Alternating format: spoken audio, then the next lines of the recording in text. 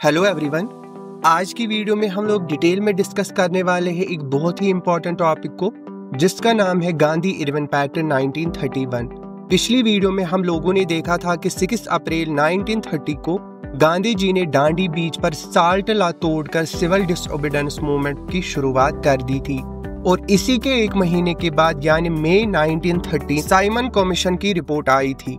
और जब इसी साइमन कमीशन की रिपोर्ट को डिस्कस करने के लिए ब्रिटिश गवर्नमेंट ने नवंबर 1930 में लंदन में first round table conference organise की, तो इंडियन नेशनल कांग्रेस ने इस कॉन्फ्रेंस में पार्टिसिपेट करने से मना कर दिया। मना इसलिए किया क्योंकि कांग्रेस उस वक्त अंग्रेजों के खिलाफ सिविल डिसओबीडियंस मूवमेंट चला रही थी और जाहिर सी बात है, जब वो सारे अंग्रेजी लॉज और इंस्टीट्यूशंस का बाइकआउट कर रहे थे तो अंग्रेजों के साथ बैठकर इंडियन कॉन्स्टिट्यूशनल रिफॉर्म्स पर चर्चा कैसे कर सकते थे।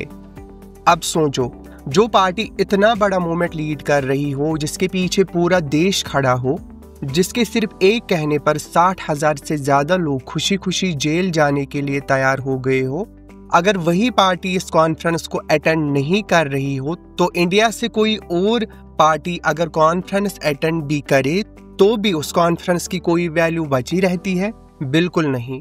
और ऐसा ही हुआ। First round table conference fail हो गई और इसका कोई रिजल्ट नहीं निकला। इसीलिए वाइसरॉय लॉर्ड इरविन, जो ब्रिटिश इंडिया के वाइसरॉय रहे फ्रॉम 1926 टू 1931, उन्हें ब्रिटिश गवर्नमेंट ने प्रेशर दिया कि कैसे भी करके सेकंड राउंड टेबल कॉन्फ्रेंस से पहले कांग्रेस को मनाओ। एटलीस्ट कांग्रेस जो है वो सेकंड राउंड टेबल कॉन्फ्रेंस में तो आनी ही चाहिए किसी भी हाल में। तो भाई, ब्रिटिश गवर्नमेंट के प्रेशर देने के बाद इरविन को तो एक्ट करना ही था। लॉर्ड इरविन भागे भागे चले गांधी जी के पास और बोले, भाई साहब देखो, मेरी नौकरी खतरे में है, आओ बैठ के बात कर लेते हैं। गांधी जी को इरविन काफी सिंसियर आदमी लगे। इसके अलावा ये भी कहा जाता है कि इन मीटिंग्स के लिए मीडिएशन तेज बहादुर सप्रू ने किया था। तो गांधी जी और लॉर्ड इरविन के बीच 15 दिन के पीरियड में 8 मीटिंग्स हुई और गांधी जी ने बोला, ठीक है, मैं ये सब कुछ बंद करता हूं। और इन मीटिंग्स का जो आउटकम था वो था एक एग्रीमेंट, जिसे गांधी इरविन पैक्ट भी कहा जाता है। ये साइन किया गया 5 मार्च 1931 को और इस एग्रीमेंट के हिसाब से गांधी जी ने सिविल डिसओबीडियंस मूवमेंट को स्टॉप कर दिया और साथ ही साथ इंडियन नेशनल कांग्रेस ने सेकंड राउंड टेबल कॉन्फ्रेंस में पार्टिसिपेट करने के लिए हाँ कर दी।